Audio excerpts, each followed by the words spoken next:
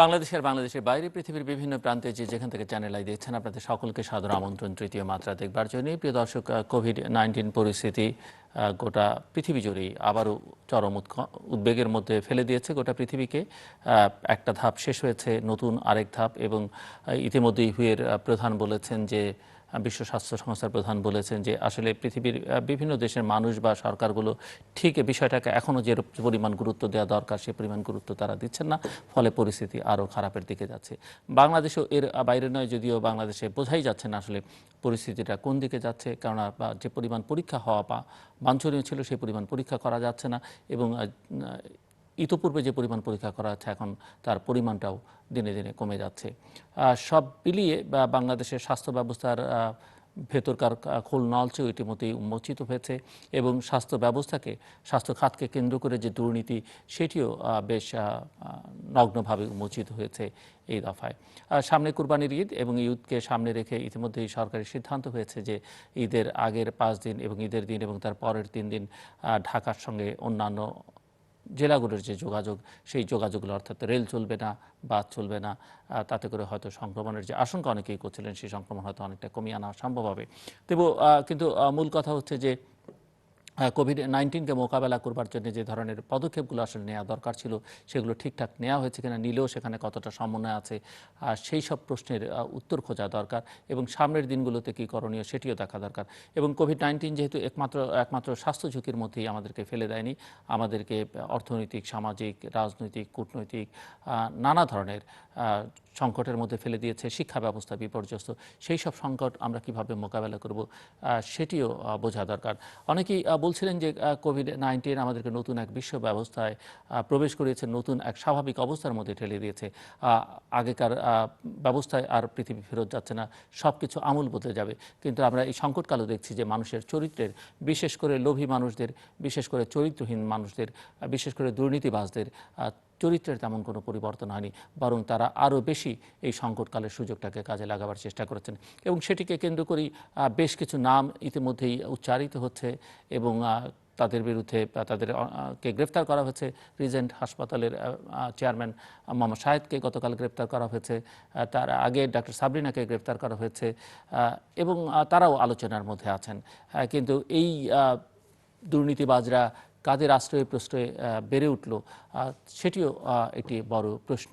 এইসব প্রশ্নের উত্তর দেবার জন্য আমাদের সঙ্গে আজকে যুক্ত হচ্ছেন নিজ নিজ বাসা থেকে বাংলাদেশ আওয়ামী লীগের সাংগঠনিক সম্পাদক আহমেদ হোসেন এবং বাংলাদেশ জাতীয়তাবাদী দল বিএনপির ভাইস চেয়ারম্যান শামসুজ্জামান দুদু। স্বাগত আপনাদের দুজনকে তৃতীয় মাত্রায়। মিস্টার আহমেদ হোসেন, একটু আপনার কাছ থেকে শুনতে চাবো যে করোনা পরিস্থিতিকে কিভাবে দেখছেন, এবং করোনার যে গতিবিধি তার সঙ্গে ঠিকঠাক মতো তাল মিলিয়ে বাংলাদেশ চলতে পারছে কিনা। মিস্টার হোসেন। ধন্যবাদ আপনাকে। আমরা কোভিড-19 এর সম্মুখ সারি যারা যুদ্ধ করছে তাদেরকে সালাম জানিয়ে আমি কথাবার্তা শুরু করছি। করোনা ভাইরাস প্যান্ডেমিকের মহামারী পৃথিবীকে গ্রাস করেছে। পৃথিবীতে যুদ্ধ হয়েছে আগে, যুদ্ধের তো প্রতিপক্ষ দেখা যায়, কোভিড-19 প্যান্ডেমিক করোনা ভাইরাস এমন একটা শত্রু যাকে দেখা যায় না, চেনা যায় না, একটা অদৃশ্য শত্রু, টোটাল পৃথিবীকে গ্রাস করে ফেলছে। বাংলাদেশ তো আছে, এখন পর্যন্ত আমরা কোথায় যাচ্ছি আমিও কথা বলতে পারছি না, কোথায় যাচ্ছি আমি বলতে পারছি। যে আপনি বলতেছিলেন জীবন ব্যবস্থায় তো বদলে দিয়েছে, আমরা ঘরে বন্দি, সবাই ঘরে বন্দি, stay home stay home stay home stay home. যদি ঘরে বসেই থাকি জীবন প্রবাহ থেমে যাবে, জীবন প্রবাহ থেমে যাবে। ইতিমধ্যে তো সবকিছু দেখেন, আপনি বলেছেন যে আমরা করোনা ভাইরাসের কারণে আজকে ট্রেন চলছে না, গাছ নেই, তারপরও কি মানুষ নেই ঢাকা শহরে? আমি দেখেছি মানুষ হেঁটে যাচ্ছে ঈদের সময় হেঁটে যাচ্ছে বাড়িতে ঈদ করবে, আবার ঢাকায় হেঁটে আসছে, জীবন প্রবাহ থেমে থাকে। এখন বাংলাদেশের আঙ্গিকে চিন্তা করতে গেলে, হ্যাঁ আপনি যা বলেছেন যে আমাদের কষ্টকর বিষয় হচ্ছে এত বড় ঘটনার সাথে আমরা মোকাবেলা করছি, এত বড় মহামারী আজকে দুনিয়া বাংলাদেশ আক্রান্ত হচ্ছে, মারা যাচ্ছে, এর মাঝেও যারা দুর্বৃত্ত দুর্নীতিবাজ ওদের শিক্ষা হয় না, ওরা ঠিকই তাদের সেই লোভ লালসাকে সংবরণ করতে পারে না, আজকে শাহেদকে গ্রেপ্তার হয়েছে, গতকালকে সাবরিনা গ্রেপ্তার হয়েছে। সাবরিনাকে দেখলাম, বাবা স্মার্ট লেডি, কিভাবে কথা বলছে, তার কথাবার্তায় সে যে অপরাধী মনেই হচ্ছে না। আমরা একই সাথে করোনা ভাইরাস প্যান্ডেমিকের সাথে লড়াই করতে হচ্ছে, পাশাপাশি বাংলাদেশে দুর্নীতিবাজদের বিরুদ্ধে আমাদের একসাথে করছে। কাজে আমরা এই বাংলাদেশকে নতুন ভাবে দেখবো কিভাবে। আজকে আমি আপনার সামনে বসে কথা বলেছি এর আগে, আজকে আমরা সেই সামনে বসে কথা বলতে পারছি না। এবং জেনারেল আয়ের এই তৃতীয় মাত্রার মুখোমুখি যুদ্ধ না হলে আমার কাছে ভালো লাগে না। মুখোমুখি কথা বলতে পারলে অনেক ভালো লাগে, কিন্তু সবকিছু এখন হয়ে গেছে অনলাইন ভিজুয়াল। সুতরাং না, আপনি আপনি এবং মিস্টার শামসুজ্জামান দুদু তো পাশাপাশি আছেন, আমি আপনাদের মুখোমুখি আর কি। না না, পাশাপাশি আমি আপনাদেরকে পাশাপাশি দেখতে পাচ্ছি। পাশাপাশি থাকলেও আপনার এখানে বসে কথা বলতে যেটুকু স্বাচ্ছন্দ্য বোধ করতাম, আমি কিন্তু এখন একটু স্বাচ্ছন্দ্য বোধ করছি না। এটা কোভিড-19 এর কারণে। শুধু আমি না, এখন ক্যাবিনেট মিটিং হচ্ছে সব অনলাইন, সব অনলাইন। এখন জীবন ব্যবস্থা কি মিটে, আমরা এখন এই যে রাজনীতি কোথায় যাচ্ছে? আমরা এখন কোনো জেলায় যেতে পারতেছি না, কর্মী সভা করতে পারতেছি না, কোনো মিটিং করতে পারতেছি না, কোনো সম্মেলন করতে পারতেছি না, কোনো কমিটি তৈরি করতে পারতেছি না। এতে কি এটা কি কিরকম সব থমকে দাঁড়িয়ে আছে। অর্থনীতি অর্থনীতি এখন কি করবে? অর্থনীতি কোথায় যাবে? মাননীয় প্রধানমন্ত্রী বলেছেন বাজেট করেছেন ঠিকই, বাজেটে লক্ষ্যে পৌঁছা যাবে কিনা এই ব্যাপারে তিনিও সন্দেহ প্রকাশ করেছেন। সুতরাং অর্থনীতি, দুনিয়ার অর্থনীতি সবকিছু বদলে দিচ্ছে। মিস্টার হোসেন, একটু আপনি বলবেন যে এই যে কোভিড-19 কে মোকাবেলা করার জন্য যে ধরনের প্রস্তুতি আমাদের দরকার ছিল, আমরা যথেষ্ট প্রস্তুতি নেওয়ার সময় পেয়েছি, সেটি নেওয়া হয়েছে কিনা, এবং প্রস্তুতি বা পদক্ষেপ 8ই মার্চের পরে যেগুলো নেওয়া হয়েছে সেগুলোর মধ্যে অনেক ভুল ত্রুটি সময় অনেক গেছে, সেগুলো নিয়ে আলোচনা আমরা করতে চাই না, কিন্তু এখনো যে কাজগুলো করা দরকার সেই কাজগুলো ঠিকঠাক মতো করা হচ্ছে কিনা। একটা বিষয় আপনি মনে রাখবেন, পৃথিবীর কোন রাষ্ট্রই প্রস্তুত ছিল না। আমেরিকা বলেন, ব্রিটেন বলেন, ফ্রান্স বলেন, ইটালি বলেন, জার্মান বলেন, যারা উন্নত দেশ তারাও প্রস্তুত ছিল। তাদের ওখানে তো আগে আক্রমণটা আগে করেছে। কেউই প্রস্তুত ছিল না। এবং আমি যে ট্রাম্প তো নাখানি সোয়ানি খাচ্ছে, সকালে এক কথা, দুপুরে এক কথা, বিকালে আরেক কথা। একবার বললো সে মাস্ক পরবেই না, এখন মাস্ক পরা শুরু করেছে। সুতরাং আমরা তো প্রস্তুত ছিলামই না, কেউই প্রস্তুত না। কারণ এমন একটা গ্রুপ, এই বেদির সাথে বাংলাদেশের ডাক্তারও পরিচিত না, পৃথিবীর কোনো ডাক্তারই পরিচিত না। কি ওষুধ যাবে, কি মেডিসিন হবে, এই ব্যাপারে কেউ কিছু বলতে পারছিল না। সুতরাং তারপরেও আমরা না, এই ধরেন 8 মার্চ প্রথম আক্রান্ত হলাম। এরপরে এখন আমরা একটা জায়গায় দাঁড়িয়েছি, আমাদের এখন 79 ল্যাব। প্রথম কিন্তু এত ল্যাব ছিল না, এক জায়গা থেকে আসতো। এখন 79টা ল্যাব সেন্টার থেকে এখন পরীক্ষা নিরীক্ষা হচ্ছে। কিন্তু আপনার পরীক্ষা তো এখন অনেক কমে গেছে। এখন এটা নিয়ে অনেকের বক্তব্য আছে। কেউ বলছে পরীক্ষা যত লোক যাওয়ার কথা তারা যাচ্ছে না, না গেলে পরীক্ষা হবে কি করে, এই বক্তব্য আসছে। আমরা চেক করে দেখেছি ব্যাপারটা কি। এখন অনেকে বলছেন যে অনেকে যাচ্ছে না, না গেলে পরীক্ষাটা না, কি কিন্তু হবে। আমরা তো জানি যে প্রচুর মানুষ এখনো পরীক্ষা করানোর।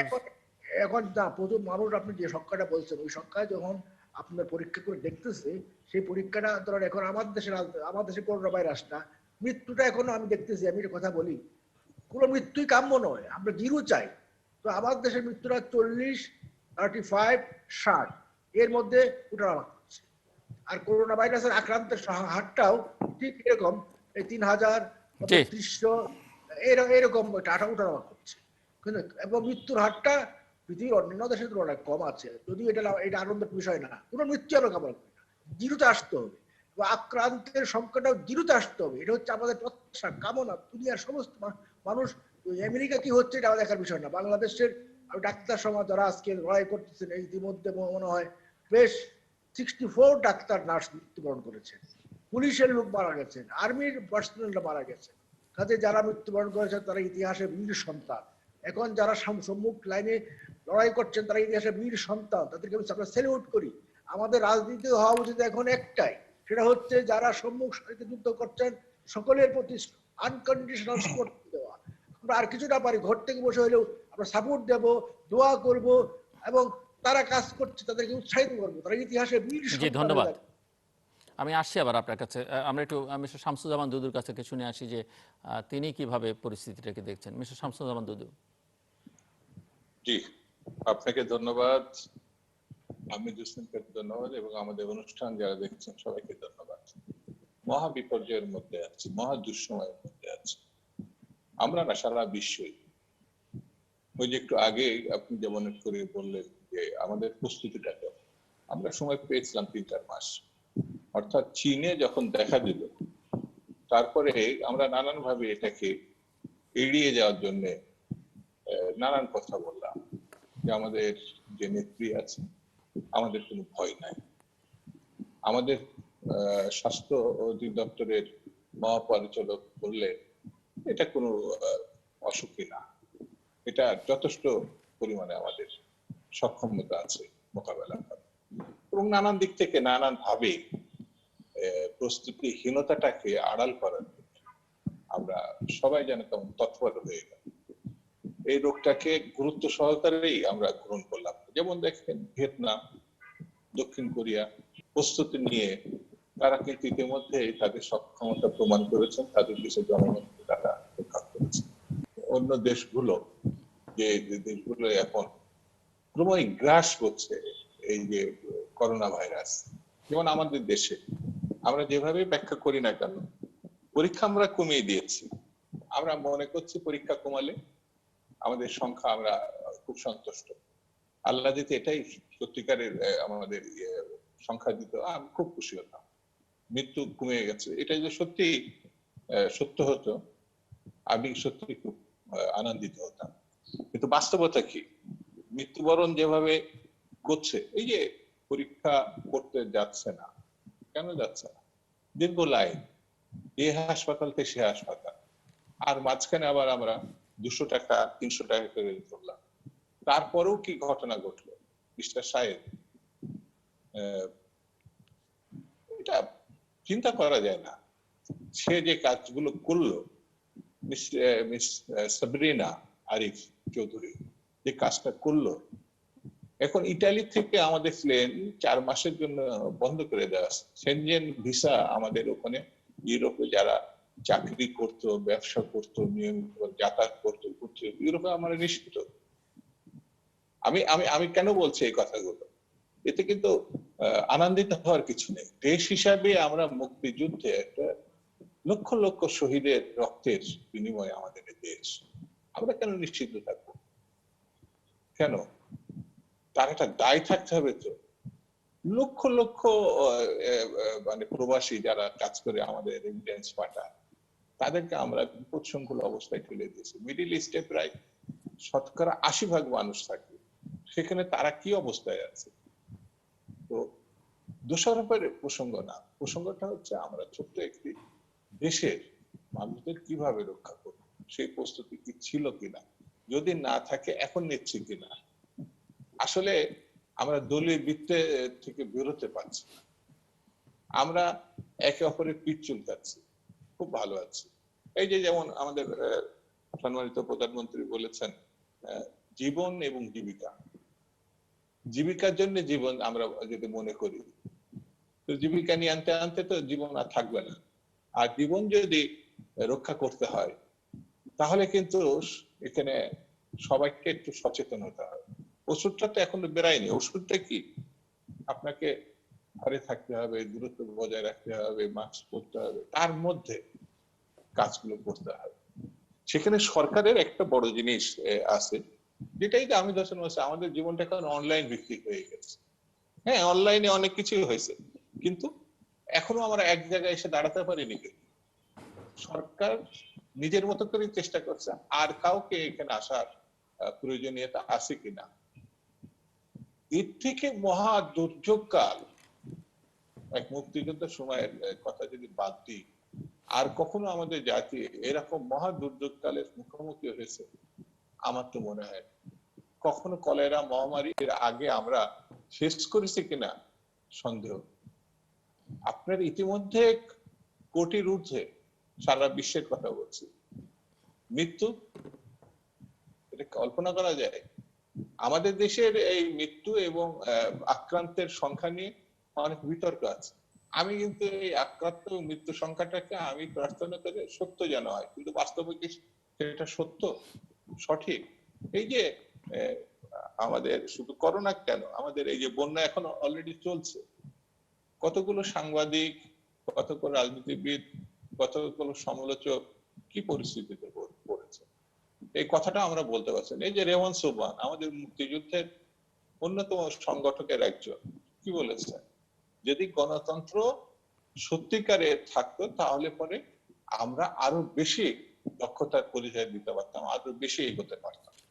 সেই জন্য আমার কাছে মনে হয়েছে যে আমরা এখন কথা বলবো সবকিছুর মধ্যেই দেশের মানুষকে, দেশকে রক্ষা করার জন্য।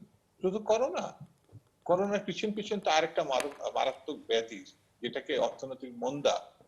আপনি সারা প্রতিদিন জাতিসংঘের মহাসচিব থেকে শুরু করে বিশেষজ্ঞ পর্যায়ের আন্তর্জাতিকভাবে যেসব অর্থনীতিবিদ আছে তারা যে কথা বলছে, এতে তো এমনি মনে হয় আমাদের, যেমন এখানে যে কৃষকদের কাছ থেকে ধানগুলো যদি সরকার সব নিজের পর্যায়ে কিনে রাখতে পারত। মিস্টার আহমেদ হোসেন, আপনি শুনছিলেন মিস্টার শামসুজ্জামান দুদুর কথা, এবং আমি যেটি সূচনায় বলছিলাম যে এই সংকটকালেও দেখা যাচ্ছে যে আসলে দুর্নীতি, লুটপাট এটি বন্ধ হচ্ছে না। সেটি ত্রাণের সামগ্রী নিয়ে হোক, সেটি মাস্ক নিয়ে হোক, পিপি নিয়ে হোক, সেটি হসপিটালে ভুয়া রিপোর্ট দেওয়ার নামে হোক, যেভাবেই হোক। এবং ঘুরে ফিরে যেটি দেখা যাচ্ছে অভিযোগটা এরকম যে যারা এর সঙ্গে সংশ্লিষ্ট সবাই ক্ষমতাসীনদের আশ্রয় প্রশ্রয়ে আছেন, এমনকি সেটি একেবারে প্রাতিষ্ঠানিক রূপ পর্যন্ত পেয়েছে। প্রাতিষ্ঠানিক রূপ আমরা রিজেন্টের সঙ্গে স্বাস্থ্য মন্ত্রণালয়ের চুক্তির প্রসঙ্গটি যদি ধরি, সেটিও যদি একটি খুবই দুর্ভাগ্যজনক কথা, স্বাস্থ্যমন্ত্রী বলেছেন যে সমস্ত কাগজপত্র মন্ত্রীরা, চুক্তির সকল কাগজ মন্ত্রীরা পড়েন না। এটি কি বা অ্যাকসেপ্টেবল কিনা সেটিও একটা প্রশ্ন, যে একজন মন্ত্রী এটি বলতে পারেন কিনা যে কাগজপত্র না পড়েই তিনি চুক্তিতে স্বাক্ষর করেন। আমি জানি না সেটি বাংলাদেশের প্রধানমন্ত্রী কতটা অ্যালাউ করবেন, কারণ আমরা জানি যে উনি নিজে প্রতিটা ফাইল পড়েন, যেটি ওনার কাছে যায়। এটি নিশ্চয়ই ওনার কাছে যায়নি, আমরা সেটি জানি। এবং আমরা লক্ষ্য করি যে আমরা যখন সংসদ অধিবেশন চলে তখনও দেখি যে তিনি ফাইল পড়ছেন, লাইন বাই লাইন পড়ছেন। তো মন্ত্রী মহোদয়দের এই সময় হচ্ছে না কেন, যেটা প্রধানমন্ত্রীর যেহেতু সব কিছু তাকে দেখতে হয়, তিনি সময় করে বা কষ্ট করে দেখেন, মন্ত্রীরা পারেন না কেন, এবং সেই মন্ত্রীরা আবার মন্ত্রী হিসেবে থাকেন কিভাবে? মিস্টার আহমেদ হোসেন। যে মাননীয় প্রধানমন্ত্রী যা পারেন আমরা তা পারি না। মাননীয় প্রধানমন্ত্রী 24 ঘন্টার মাঝে 4 থেকে 5 ঘন্টা রেস্ট নেন, সারাক্ষণ কাজ করেন। আমি যদি বলি যে মাননীয় প্রধানমন্ত্রী বঙ্গবন্ধু কন্যা শেখ হাসিনার যে সক্ষমতা, তার যে ধৈর্য, তার যে মেকানিজম, এই মেকানিজমটি হচ্ছে আমাদের জন্য সবচেয়ে সহায়ক শক্তি। অনেক কথাই বলতে পারবো না, তারপরে বলবো, যেমন আপনি পিপির সাথে তারা পরিচিত ছিলাম না। প্রথম দিকে পিপি নাই নাই নাই নাই, এখন পিপির কোনো প্রবলেম নাই। হ্যান্ড স্যানিটাইজার প্রথম দিকে নাই নাই, এখন আর হ্যান্ড স্যানিটাইজারের প্রবলেম নাই। মাস্ক তো প্রথম দিকে পাওয়াই যায় নাই, এখন মাস্ক অ্যাভেলেবল, ঘরে ঘরে হ্যান্ড স্যানিটাইজার, ঘরে ঘরে। এখন মাস্ক পরাটাও কিন্তু সংখ্যাটা বেড়েছে। তাহলে ব্যবস্থাপনায় কিছুই হয়নি এ কথা বলা যাবে না, আমরা অনেক কিছু ইতিমধ্যে করে ফেলেছি। তার মাঝে আপনি এখন প্রশ্ন করবেন, যেমন প্রধানমন্ত্রী বলেছেন জীবন এবং জীবিকার সমন্বয় করতে হবে, জীবনও রক্ষা করতে হবে, জীবিকার সন্ধান। আবার প্রশ্নটা ছিল দুর্নীতি কেন্দ্রিক আপনার কাছে। জি, আমি ওই প্রশ্নে যাব। জি, দুর্নীতি, এই বাংলাদেশ তো দুর্নীতিতে ভরা ছিল এক সময়। দুদু ভাই মাইন্ড করবেন, তাদের আমলে 5 বার চ্যাম্পিয়ন হয়েছিল। ওই দুর্নীতির 20টা রোপণ তারাই করে গেছেন, এবং সেখান থেকে আমরাও যে এখানে সব কমিয়ে ফেলতেছি তা ঠিক নয়, দুর্নীতি আছে, দুর্নীতিবাজরা এখনো আছে, আছে বলেই তো এখানে শাহেদরা জন্ম হচ্ছে, সাবরিনাদের জন্ম হচ্ছে, এবং আমরা সেখানে দুর্নীতির প্রশ্নে আপোষ করছি কি না, গভর্নমেন্ট সেখানে বসে আছে কি এখানে না। একটা বিষয়, সাবরিনার নাম অনেক বেশি আসছে, সাবরিনার হাজবেন্ডের নাম কিন্তু আমরা খুব বেশি উচ্চারণ করছি না, কিন্তু মূল অপরাধী কিন্তু মানে মূল অপরাধীদের মধ্যে সেও একজন। না, সাবরিনার নামটা মিডিয়াতে বেশি আসছে, তাকে বেশি দেখা গেছে, কালকেও দেখা গিয়েছে, আজকে দেখা গিয়েছে, তার বডি ল্যাঙ্গুয়েজ ট্যাঙ্গুয়েজ সবকিছু মিলে তাকে অপরাধী বলে মনে হয় না, এমন ভাবে সে কথা বলছে মনে হয় মানে যে সেটা যাই হোক, কিন্তু এই অপরাধে তো আরো অনেকে আছে। আমি সেটাই বলছি যে সে আবার আমরা নারী বলে তাকে আমরা বেশি সামনে আনবার চেষ্টা করছি কিনা। আমরা বলছি শাহেদ সাবরিনাদের, সেটা ঠিক নয়। সকল দুর্নীতিবাজদের ব্যাপারে আমার গভর্নমেন্টের স্ট্যান্ডটা কি? স্ট্যান্ড হচ্ছে no compromise, no compromise, whatever he may be, সে তিনি কি যেই হন তাকে ছাড় নয়। এবং আজকে শাহেদের গ্রেপ্তারের মধ্য দিয়ে আরেকটা মেসেজ বাংলাদেশে এবং বাংলাদেশের বাইরে গিয়েছে, যে প্রধানমন্ত্রী শেখ হাসিনা জিরোর প্রশ্নে টলারেন্স নো, জিরো টলারেন্স কথা বলেছিলেন। আজকে আবার প্রমাণিত হলো জিরো টলারেন্স, এটা ইট উইল কন্টিনিউ, এটা কন্টিনিউ থাকবে। হতে পারে এইভাবে আহমদ হোসেন দুর্নীতি করবে, no, he will be kicked out, he will be kicked out from the party and he will, তাকেও জেলে পাঠাতে হবে। সুতরাং পার্টিতে হোক, পার্টির বাইরে হোক, যে যেখানেই থাকুক দুর্নীতিবাদ, তার প্রশ্নে প্রধানমন্ত্রী শেখ হাসিনার কোনো আপোষ নেই, গভর্নমেন্টের আপোষ নেই। আগেই বলেছি। এখন আপনি যেটা বলছেন যে মিনিস্টার সাহেব, হ্যাঁ এই কথাটা আমি পত্রিকায় দেখেছি, উনি সবকিছু দেখেন না, এটা উনিই জবাব দিতে পারবে, এটা আমি জবাব দিতে পারবো না। এই জবাবটা আমার মুখে উনি আবার অন্য মন্ত্রীদের যুক্ত করে নিয়েছেন যে মন্ত্রীদের পক্ষে হাজার হাজার ফাইল দেখা সম্ভব না, চুক্তি করে দেওয়া সম্ভব না। এটা উনি নিজে বলতে পারবেন। উনি দেখেন না কেন, বা না দেখলে কোনো প্রবলেম হয় না কেন, হয় না সেটা উনি বলতে পারেন, এটা আমি বলতে পারবো না। তবে আমরা মনে করি সচিব থেকে শুরু করে জয়েন্ট সেক্রেটারি বলেন, এডিশনাল সেক্রেটারি বলেন, যারা ব্যুরোক্রেসিতে আছেন তাদের মধ্যেও কিন্তু গাপটি মেরে অনেকেই আছে। এখন বলেন শাহেদ দুর্নীতিবাজ, সাবরিনা দুর্নীতিবাজ, এর পেছনে কোন ব্যুরোক্রেট দুর্নীতিবাজ, কে এদেরকে হেল্প করেছে সেটাও খতিয়ে দেখতে হবে, ওদেরকে বের করতে হবে। কাজেই আপনার এই যে সরিষার মধ্যে ভূত লুকিয়ে আছে, তাদেরকে বের করতে হবে। কাজেই আমরা বলবো যারা দায়িত্বে আছেন সকলকে দায়িত্ববান হইতে হবে, অ্যালার্ট থাকতে হবে। কে দুর্নীতি করছে তার দিকে দৃষ্টি রাখতে হবে, তাকে আগে কি চিহ্নিত করতে হবে। দুর্নীতি হওয়ার পরে আমরা চিহ্নিত করলাম, নো, আগে চিহ্নিত করতে হবে। এখন আজকে দেখলাম মান্নান সাহেব সচিব, তিনি ভালো কথা বলেছেন, তিনিও বলেছেন দুর্নীতির সাথে থাকবেন না। আমি সচিবকে চিনি, আমার সাথে ইউনিভার্সিটি লাইব্রেরি পরিচয় ছিল, উনি পরিষ্কার বলে দিয়েছেন যে দুর্নীতির সাথে থাকবেন না। ভালো, গুড নিউজ, গুড নিউজ। একা মান্নান সাহেব বললে হবে না, তার যারা সহকর্মী আছে এই মিনিস্ট্রিতে বলেন, অধিদপ্তরে বলেন, সকলকে একই কথা বলতে হবে যে দুর্নীতির সাথে থাকবো না, দুর্নীতিকে প্রশ্রয় দেব না।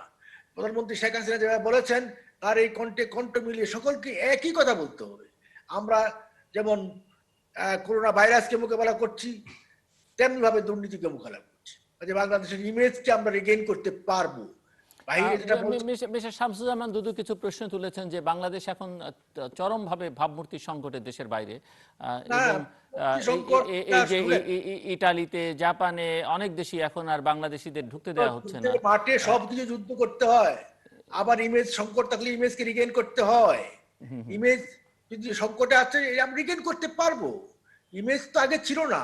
দুদু ভাই আজকে বলছেন দুনিয়াটাকে, বাংলাদেশটাকে পৃথিবীর বুকে দুর্নীতিবাজ হিসাবে এস্টাবলিশ করেছেন তারা, আমরা করি নাই। সেদিন কি ইমেজ নষ্ট ছিল না? সেদিন কি ইমেজ ছিল? ইমেজ সেদিন নষ্ট হয়ে গিয়েছিল। আমরা ইমেজটাকে রিগেইন করতে পারবো। আমি কনফিডেন্ট প্রধানমন্ত্রী শেখ হাসিনা সেই পজিশন নিয়ে আসবেন, এবং আজকেই তো মেসেজ চলে গেছে অলরেডি যে নো, তুমি যেই হও শাহেদ, তুমি যেই হও, তোমার মুক্তি নাই, তোমাদের মুক্তি নাই, তোমাদেরকে মুক্তি হইতেই হবে। সুতরাং আমরা আজকে এখানে ডিবেট করতেছি, ডিবেট না নয়, সকলকে এক কথায় বলতে হবে, এক জায়গায় আসতে হবে যে করোনা ভাইরাস থেকে পৃথিবী মুক্ত হইতে হবে। আমরা মুক্ত হব, পৃথিবী মুক্ত না হলে আমরা মুক্ত হব না, এটা কিন্তু রিয়ালিটি মানতে হবে। এবং ঔষধ, মেডিসিন, আপনার ইতিমধ্যে রাশিয়া বলছে তারা টিকা বের করে ফেলছে, অনেকে বলছে ব্রিটেন করে ফেলেছে, যে পর্যন্ত মার্কেটে না আসবে সেই পর্যন্ত আমাদের কিন্তু এটা ফাইট করে যেতেই হবে। মিস্টার শামসুজ্জামান দুদু, আসলে হচ্ছে কি, আমরা একটা লজ্জাহীন জাতিতে রূপান্তরিত হতে চলেছে। এই কথাটা যদি আমরা বলি, অনেকেই অসন্তুষ্ট হবে, এটা কেন বলছে। যেমন সকল ক্ষেত্রে বিএনপি ভিটি, যেটা আহমেদ হোসেন এখন যেটা বললেন, বিএনপি পর্যন্ত সে যাচ্ছে কেন? আমরা শুরু থেকে তো যেতে পারি। বঙ্গবন্ধু শেখ মুজিব, আমি যা কিছু আনি বিদেশ থেকে ভিক্ষা করে সব চাটার দল চেটেকুটে খেয়ে ফেলে, আমার ডান দিকে চোর বাম দিকে চোর। বঙ্গবন্ধু এই কথা বলেছেন, পার্লামেন্টে দাঁড়িয়ে বলেছেন। আমরা তাকে উদ্ধৃতি করতে পারি। কাদের সম্বন্ধে বলেছেন এই কথা তিনি? এখন যদি আমি স্পষ্ট করে এক এক করে তুলে ধরি, আওয়ামী লীগ বা তার যারা অনুসারী আছেন, ভালো লাগবে না। একটা মন্ত্রী গণতান্ত্রিক সরকার বলে যেটা আমরা দাবি করছি, প্রকাশ্যে মিডিয়ার সামনে বলছেন আমরা তো ফাইল পড়ি না। এরপরে থাকলোটা কি? ছাত্ররা বইপত্র পড়ে পরীক্ষা দেয়, তাহলে তো সে ছাত্র। সে পড়ে না, সে তো একটা বাউন্ডারি, সে ফেল করে। তো উনি ফাইলে কি আছে না দেখে সই করে ফেললেন। কে? তার সাবঅর্ডিনেটরা এগুলো নিয়ে আসে, দেখে, তার উপর নির্ভর করে। তো সাবঅর্ডিনেটটা মন্ত্রী হলে তো পারে। এই যে আমাদের আহমেদ হোসেন বললো যে প্রধানমন্ত্রী সারাক্ষণ এটা দেখেন, যদি দেখতেনি তাহলে তিনি এই কথা শোনা মাত্র তাকে বরখাস্ত করতেন অথবা পদত্যাগ করার জন্য নির্দেশ দিতেন। তিনি যে কি দেখেন এই মন্ত্রী থাকা অবস্থায়, সেটা আমরা বুঝতাম। আর দুর্নীতিবাজ শুধু আর্থিক না তো, আমরা একটা সাইড খালি দেখছি, ব্যাংক লুটপাট হচ্ছে, এখন জালিয়াতি হচ্ছে সার্টিফিকেটের উপর, যে কারণে বিমান অনেক দেশে নিষিদ্ধ হয়ে যাচ্ছে। এগুলো আর্থিক যে দুর্নীতিটা আমরা এখন দেখছি। মহাকালের অনেক ঘটনা আছে। গত 40 বছরে যদি আমরা সব বিশ্লেষণ করি, বাটার প্লেস মানে ঝুড়ি, তলাবিহীন ঝুড়ি, কে কখন কি কারণে আমাদের শুনতে হচ্ছে? লজ্জাহীন আমি জাতি এই কারণে বলছি যে সেখান থেকে আমরা বেরিয়ে আসতে পারছি না। দুর্নীতির কথা বলছি, ইলেকশনে যদি ওখানে একটা ঘটনা থাকতো, ইলেকশনটা শেষ হয়ে গেছে, তো সেখানে যদি ওদিকে তাকাই যে তুমি এমপি হয়ে পারো, মন্ত্রী হয়ে পড়ো, তাহলে আমি কেন পারবো না? এই যে একটা সংসদ সদস্য কুয়েতে, আপনি চিন্তা করেন তার জন্য সেখানে জেনারেল স্বরাষ্ট্র মন্ত্রণালয়ের দায়িত্বশীল কর্মকর্তা সেই দেশে তারা বরখাস্ত হয়ে গেছে। আমাদের দেশে কি হয়েছে? আমরা বলছি তিনি যদি এমপি হিসাবে ওখানে না ইয়ে হয়ে থাকেন, তাহলে কি করবেন?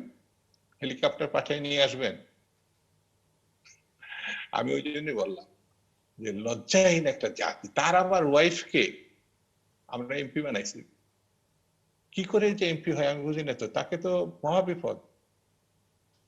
টাকায় ওখানে সবকিছু কেনার জন্য, সেখানে আবার তার আগে আওয়ামী লীগ অফিসও ভেঙে ফেলছে এবং আওয়ামী লীগের নেতৃবৃন্দ ওই পাপুলের বিরুদ্ধে মানববন্ধন করছে, পত্রিকায় দেখলাম। আওয়ামী লীগ অফিস ভেঙে ফেলেছে কে? এই হচ্ছে পাচারকারী, আর সরকার আছে আওয়ামী লীগের। কি অসহায়! করোনায় যেমন অসহায়, আগামী দিনে মহা মহা বিপদ আসছে, খাদ্য সংকট, অর্থনৈতিক সংকট, কাজের না থাকা সংকট, সারা বিশ্বে যেমন দুর্ভিক্ষের, প্রধানমন্ত্রীও বলেছেন আমরা দুর্ভিক্ষের মুখোমুখি হয়ে পড়তে পারি, ঠিক তেমনি আজকে ভাবমূর্তিগত সংকট। আমি আমি এখন আমি মনে করি যে এই মুহূর্তে ঐক্যবদ্ধ ভাবে এই যে অবস্থাটা আমরা দাঁড়াইছি, এই যে সাহেব কার কথা, কোন দলের কথা, কাদের সঙ্গে তার ছবি আছে, সারা দেশ না বিশ্ববাসী দেখছে। রাষ্ট্রপতি থেকে শুরু করে এমন কোন বাহিনী প্রধান, প্রধানমন্ত্রী বা এমন কেউ আছে নাকি যে তার সঙ্গে সে পত্র পত্রিকা বেড়ায়নি ছবি? আর এই যখন সবার সঙ্গে ছবি তোলে, তখন আমাদের নিরাপত্তা যেসব গোয়েন্দা সেকশন আছে, তাহলে তারা কি কিছু জানতো না? তাহলে কারো না কারুর হাত বা ছায়া তার মাথার উপরে ছিল। কে সে?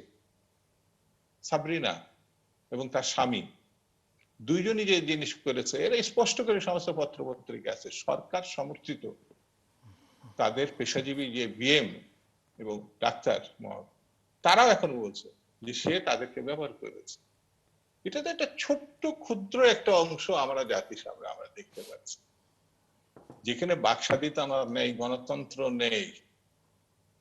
এটা সেই জায়গাটাই খুব বড় কিছু আমার কাছে মনে হয় না। দুটো দেখেন, করোনায় ঘর থেকে বেরোনো নিষেধ, সেখানে দুটো ইলেকশন করে ফেললো, কোনো ভোটার নাই।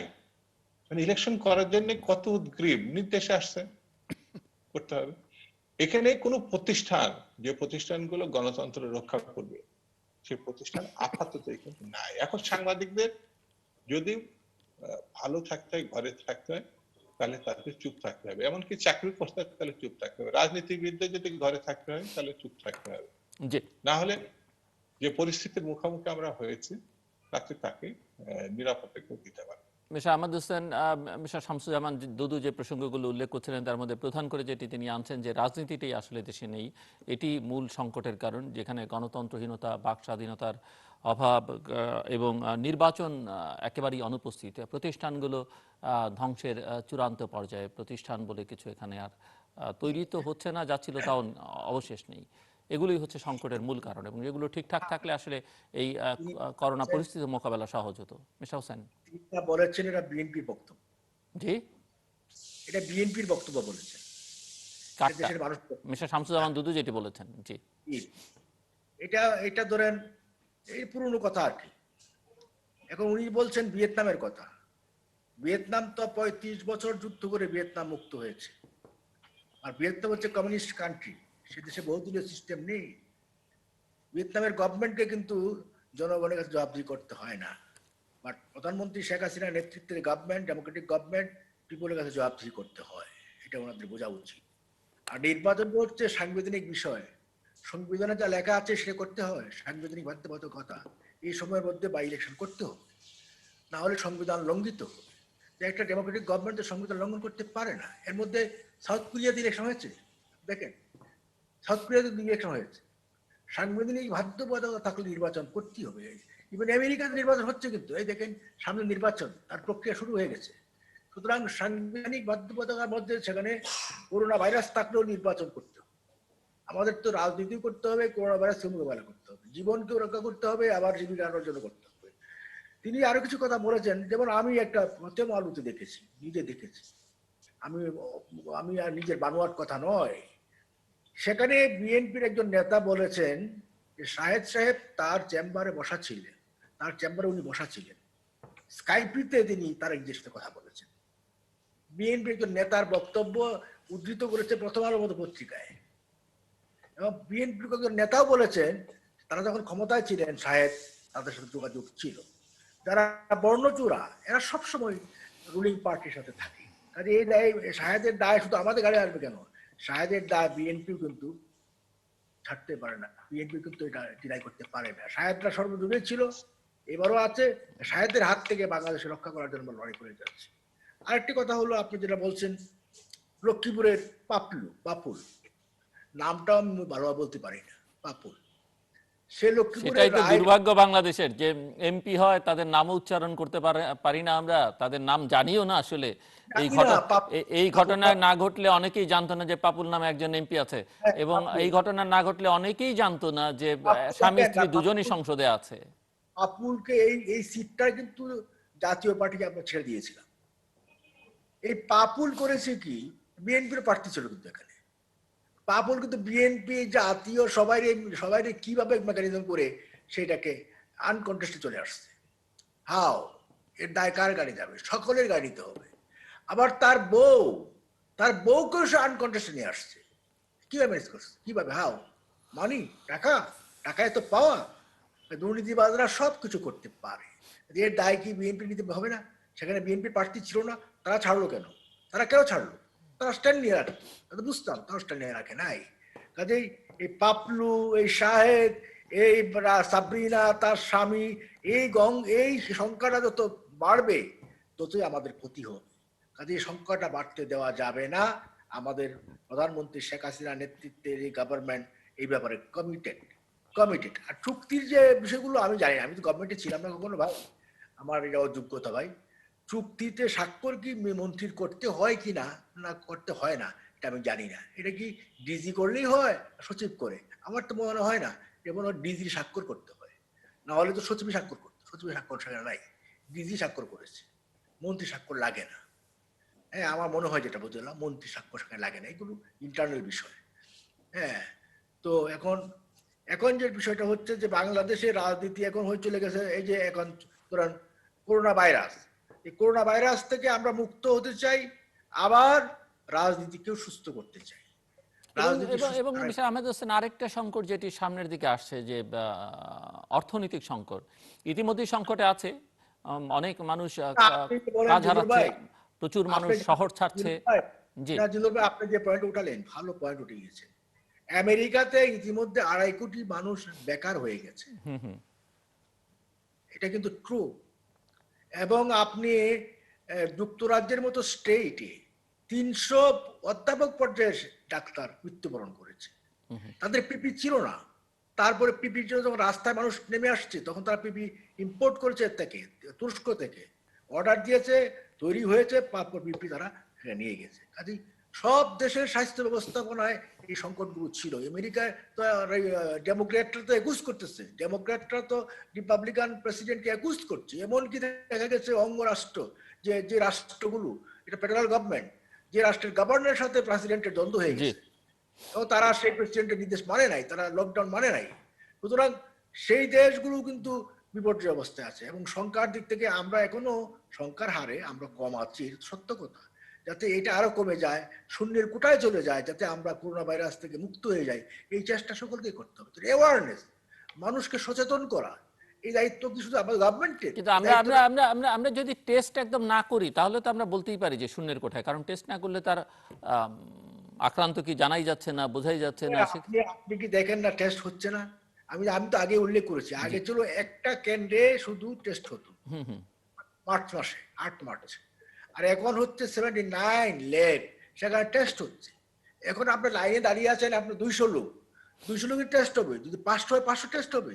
500 না হইলে এখানে 1000 কিভাবে টেস্ট করবেন আপনি বলেন? আপনি লোক যদি লাইনে না দাঁড়ায় তাহলে বাকি টেস্ট আপনি কিভাবে করবেন? জি সুতরাং আমার মনে হচ্ছে এখন লাইনে লোক এইভাবে দাঁড়িয়ে থাকে, যারা দাঁড়িয়ে থাকে তাদের টেস্ট হচ্ছে, এবং সেখানে অন্য কোনো মেকানিজম নাই। এটা হলো আমরা সন্দেহ পোষণ মানুষ, জি সন্দেহ করি। জি, ধন্যবাদ মিস্টার শামসুজ্জামান দুদু। পাগলের সুখ মনে মনে। আমরা ভালো আছি, আমাদের কোনো সমস্যা নেই। আমেরিকার থেকে আমরা ভালো আছি, ইউরোপের থেকে আমরা ভালো আছি। হাতিঝিলের উপরে বিমান থেকে দেখলে আমরা সিঙ্গাপুরের মতো হয়ে গেছি। এগুলো বলে ওই যে বললাম না, পাগলের সুখ মনে মনে। পিপি প্রথম যা সরবরাহ হয়েছিল আমাদের দেশে, ডাক্তারদের যে অনেকগুলো ডাক্তার মারা গেলেন, এবং এই পিপি যে ভালো না, নিম্নমানের, যারা দুইজন বলেছিলেন মন্ত্রণা, তারা অলরেডি সেখান থেকে অপসারিত হয়েছে, কিন্তু পরে প্রমাণিত হয়েছেন এই পিপি ঠিক না। এটা একেবারেই যা বলা হয়েছে তার থেকে নিম্নমানের। কে সরবরাহ করেছেন? মামলা হয়েছে তো। এই জিনিসগুলো এখন বললে জিনিসগুলো অনেকে খারাপ ভাবে কথা বললে হাওয়া ভাবো। তারেক রহমান 13 বছর ধরে শাহেদ আপনাদের সঙ্গে ঘোরাফেরা করে, চিনলেন না, বুঝলেন না, ছবি উঠালেন, তখনও কার সঙ্গে ছবি উঠালেন বললেন, বুঝলেন না। যে ধরা পড়লো এ হলো তারেক রহমানের সঙ্গে মোবাইলে কথা বলছে। গতকাল না পরশুদিন একটা পত্রিকা পড়লাম, হাওয়া ভবনের যে মালিক, এক সিলেটি ভদ্রলোক, তিনি লন্ডন আওয়ামী লীগের এখন ট্রেজারার রয়েছে মালিক। তো মালিক তার কাছ থেকে বাসা ভাড়া নিয়েছিলাম। মালিক তো বিএনপি নাও করতে পারে, আওয়ামী লীগ। যদি এখন আমি বলি যে হাওয়া ভবনকে যাকে নিয়েছে তারা, সেটা হচ্ছে হাওয়া ভবনকে দূষিত করার জন্য এখানে ঢুকানো হয়েছে, কেমন হবে? ভালো লাগবে। এই জন্য আমি যে কথাগুলো আপনাকে শুরুতে বলেছিলাম, আসলে আমরা ক্রমেই একটা লজ্জাহীন জাতিতে পরিণত হয়েছে। আওয়ামী লীগ আসন ছেড়ে দিল জাতীয় পার্টিকে। ভাই বোন তো। এরশাদ সাহেব শেখ হাসিনাকে বোন হিসাবে দেখতেন, দেখতেই পারেন, কারণ একই জেলায় একজনের বিয়ে হয়েছে আর আরেকজন ছিলেন। এটা খারাপ কিছু না। আমাদের বগুড়ার বউ হচ্ছে বেগম খালেদা জিয়া, তো বোন ছেড়ে দিল ভাইয়ের পার্টিকে, ভাই এটা দিল বিক্রি করে। সেখানে বিএনপির নাম আসছে কেন? বিএনপি প্রার্থী ছিল, বিএনপি নাম আসবে কেন? চুরি করলো ভাই ভাইয়ে, ভাই বোনের লোক প্রার্থী, বিএনপি কেন করবে? এরকম একটা বদমাইশের কাছে আওয়ামী লীগ বিক্রি হয়ে গেল। ওখানকার স্থানীয় লোকজন যারা আছে তারা বিক্রি হয়ে গেল, আবার জাতীয় পার্টি বিক্রি হলো, বিএনপির নামটা আসো। লজ্জা, আমি বললাম না, লজ্জা লজ্জা লজ্জা, মানে আমার একটা লজ্জাহীন জাতিতে একটু সব জায়গায় বিএনপির যাকে না, নিজে একটু ভালো হওয়া যায় কিনা, নিজে একটু দৃষ্টান্ত স্থাপন করা যায় কিনা। আমি বঙ্গবন্ধুর কথা কেন তুললাম? এই মানুষটাকে আমি খুব শ্রদ্ধা করি। এই মানুষটা সারা জীবন লড়াই করেছেন গণতন্ত্রের জন্য। এই মানুষকে দিয়ে আবার কিছু মানুষ বাকশাল করিয়েছেন ক্ষমতায় সারা জীবন তিনি থাকার জন্য। এই মানুষটাকে বিপদের মধ্যে তার সমস্ত ভাবমূর্তিটাকে কেড়ে নেওয়ার জন্য কারা করেছে? তাজউদ্দিনকে কারা ফিরিয়ে বহিষ্কার একেবারে সব জায়গা থেকে বিচ্ছিন্ন করে বাসায় ফিরিয়ে দিয়েছিল?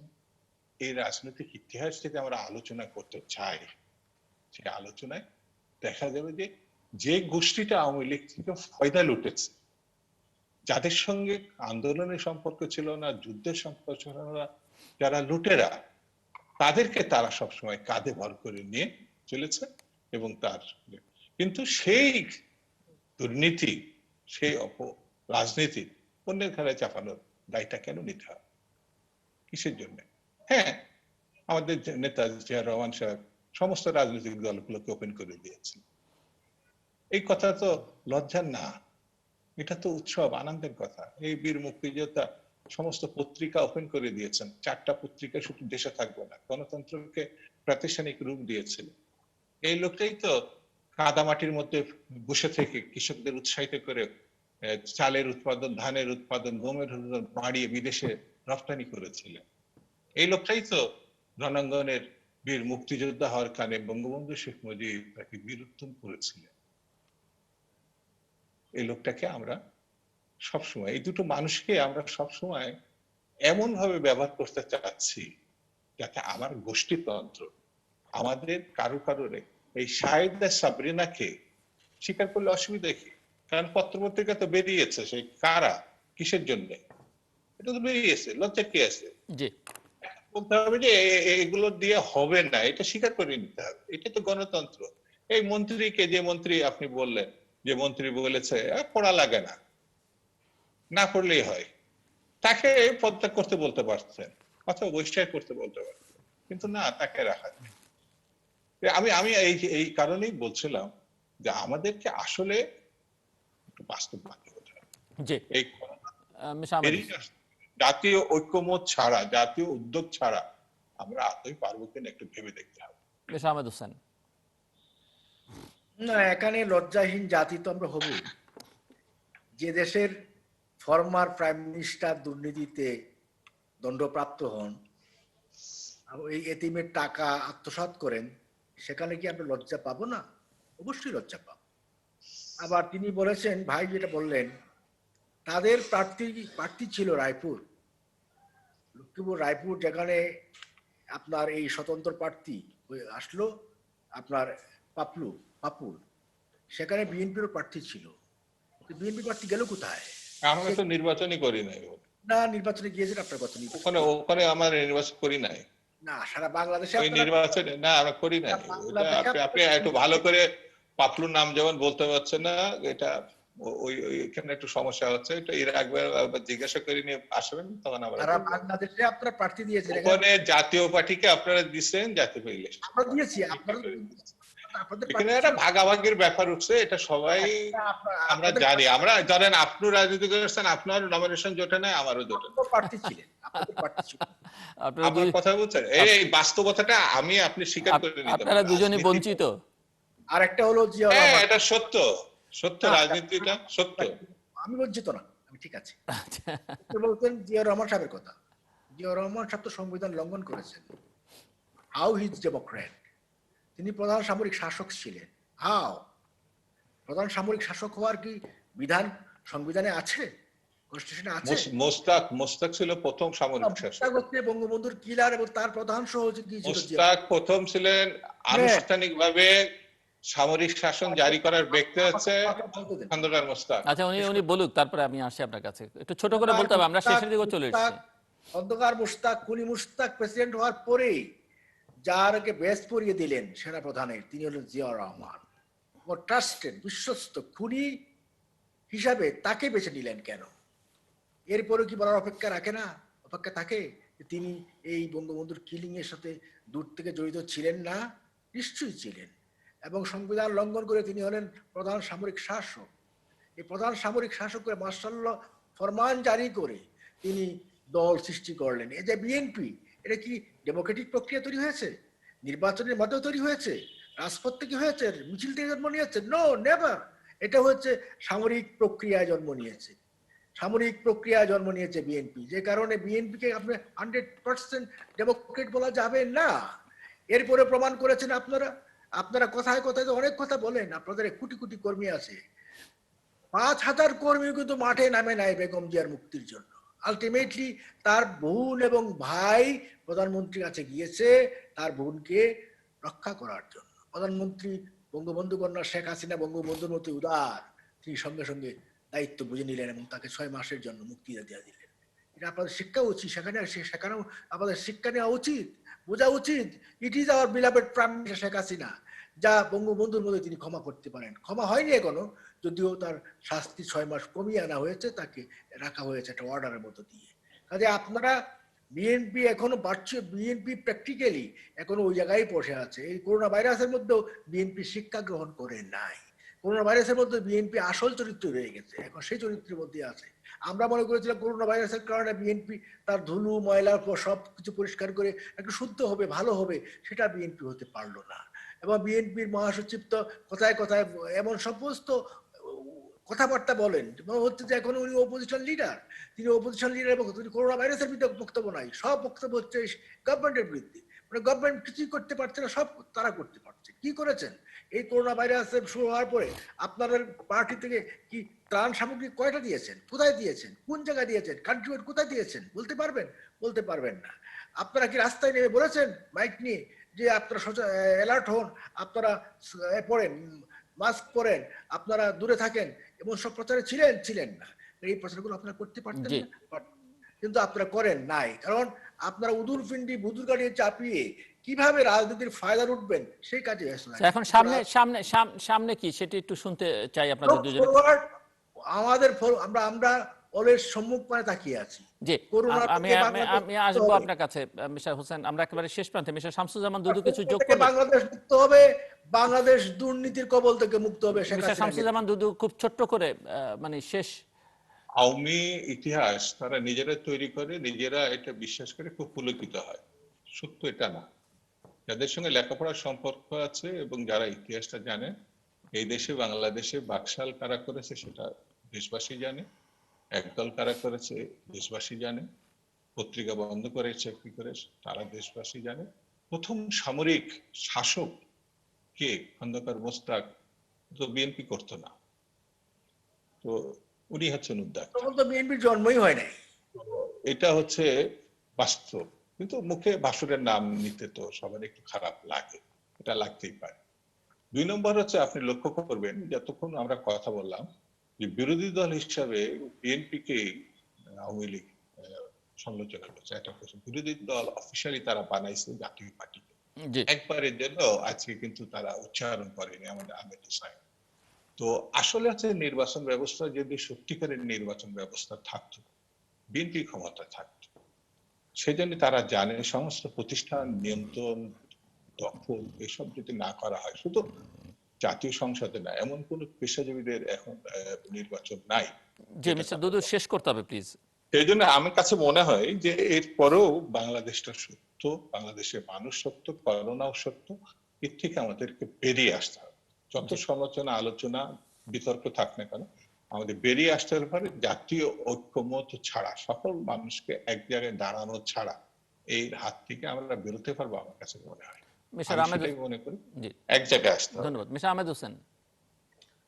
জি, বাংলাদেশে জাতীয় ঐক্যমত আছে, জাতীয় ঐক্যমত হয়ে আছে। এখন বিএনপিরা বারবার কথা বলে জাতীয় ঐক্যমতের, বিএনপি জামাতকে নিয়ে বাংলাদেশে কোনো জাতীয় ঐক্যমত হবে না। বিএনপি জামাত পুরোপুরি ভাবে মুক্তিযুদ্ধের অপশক্তি। এই মুক্তিযুদ্ধের অপশক্তির সাথে মুক্তিযুদ্ধের সপক্ষের প্রধান শক্তি আওয়ামী লীগ কখনো মহা ঐক্যে যাবে না, এটা তাদের বোঝা উচিত। কাজে বিএনপি ঐক্যের কথা যাই বলুক, ঐক্য তাদের নিজেদের মধ্যেই নেই। নিজেদের আভ্যন্তরীণ ঐক্যটা ঠিক রাখুক, তাহলে পার্টি এখন বিরক্ত হয়ে গেছে। এবার পার্টির চেয়ারম্যান তিনিও যে পার্টির বর্তমান সেকেন্ড টায়ার লিডারশিপের প্রতি খুব একটা খুশি আছে আমার মনে হয় না। কাজে বিএনপি কে ক্ষমতায় আনার জন্য আমরা রাজনীতি করব না। বিএনপি মনে করে তাদেরকে ক্ষমতা আনার জন্য আমরা রাস্তা তৈরি করে দিব, ইম্পসিবল। আওয়ামী লীগের জন্ম হয়েছে বিএনপি কে ক্ষমতা আনার জন্য নয়, আওয়ামী লীগের জন্ম হয়েছে জনগণের সাপোর্ট নিয়ে ক্ষমতায় আওয়ামী লীগ আসবে, বিএনপি কে মানবো কেন? আর বিএনপি তো ভঙ্গুর পার্টি, বিএনপি তো দূষিত পার্টি, বিএনপি ময়লা ময়লা ময়লা আবর্জনা ভরপুর পার্টি। বিএনপিকে বলবো ময়লা আবর্জনা থেকে মুক্ত হয়ে শুদ্ধ হয়ে পার্টিটা আসুক, তাহলে জনগণ তাদেরকে চিনতে পারবে। এখনো জি আপনারা দুর্নীতিবাজ নিয়ে আসেন, দুর্নীতিবাজরা এখনো আপনাদের পাশেই আছে। আপনি সেই দুর্নীতিবাজ তৈরি করেছেন আপনার হাওয়া ভবন। হাওয়া ভবন কি ভবন? দুর্নীতির মনুমেন্ট। সেটা কি শেষ করতে হবে, শেষ করতে হবে। আমরা শেষ কথা হলো ইনশাআল্লাহ আমরা এগিয়ে যাচ্ছি প্রধানমন্ত্রী শেখ আওয়ামী লীগ একাই পারবে দেশ উদ্ধার করতে, এটাই তো। বাংলাদেশ করোনা মুক্ত হবে, বাংলাদেশে ডেমোক্রেসি আছে, সেই ধন্যবাদ। ডেমোক্রেসি থাকবে, দুর্নীতি মুক্ত বাংলাদেশ আমরা তৈরি করব। এটা হচ্ছে আমাদের অঙ্গীকার, এটা হচ্ছে আমাদের কমিটমেন্ট, আমাদের নেতা বঙ্গবন্ধু কন্যা শেখ ধন্যবাদ, হাসিনা। ধন্যবাদ মিস্টার শামসুজ্জামান দুদু এবং মিস্টার আহমেদ হোসেন। দর্শক, কথা হচ্ছিল কোভিড-19 পরিস্থিতি নিয়ে, বাংলাদেশের পরিস্থিতি নিয়ে। আমার অতিথিদের মধ্যে মিস্টার শামসুজ্জামান দুদু মনে করেন যে সংকটের মধ্যে বাংলাদেশ আছে, সেই সংকট মোকাবেলার জন্য একটা জাতীয় ঐকমত্য দরকার। অন্যদিকে মিস্টার আহমেদ হোসেন মনে করেন জাতীয় ঐক্য আছে এবং বিএনপি বা জামাতের সঙ্গে কোনো রকমের ঐক্যের প্রয়োজনীয়তা নেই, এমনকি ঐক্যমত্যেরও কোনো প্রয়োজনীয়তা নেই। তবে ঘুরে ফিরে কথা তাদের মধ্যে অভিযোগ আছে, পাল্টা অভিযোগ আছে, তারা স্বীকার করুন কিংবা নাই করুন, বাংলাদেশ যে সংকটের মধ্যে আছে সেখানে বন্যা, মহামারী, দুর্যোগ যাই বলি না কেন, বা কোভিড-19 যে সংকট, এই সব সংকট মোকাবেলার জন্য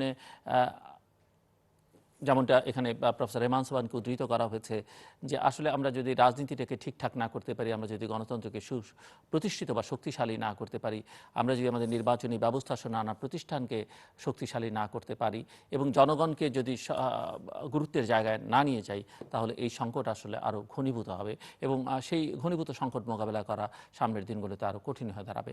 দর্শক, আমাদের সঙ্গে থাকবার জন্য অসংখ্য ধন্যবাদ। আপনাদের সবার জন্য শুভকামনা। নিরাপদে থাকুন এবং ঘরে থাকুন।